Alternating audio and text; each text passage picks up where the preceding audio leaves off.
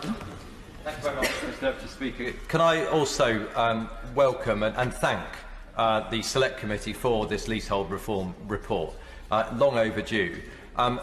In my constituency, I have a particular issue with elderly constituents who've moved into independent living blocks and then found that their asset is depreciated hugely because it's not being managed, not being looked after, and the service charges just keep going up and up. And of course, they can't afford to leave. They are trapped. And something needs to be done to help these most vulnerable of our constituents. Can I ask in particular, it seems to me that we need to open up the market when it comes to these management service companies.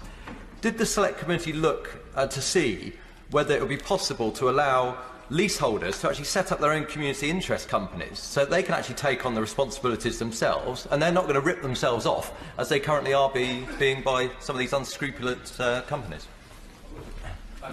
There are circumstances when leaseholders can do that, and of course, ultimately, in many circumstances, leasehold could move to a form of common hold, but it needs substantial agreement amongst the leaseholders themselves. And many elderly leaseholders want to go down that road without lots of explanation and help. And one of our concerns was there wasn't much help or publicity around that whole process. That's something that could be looked at. But just in terms also of the service charges, very often these are terribly opaque. Proper information isn't given, the right to challenge isn't explained, and the challenge through the tribunal is very, very difficult. So another thing that could help in this process is a much simpler housing court system, which we hear from the government they're going to introduce. The quicker they do that, the better as well.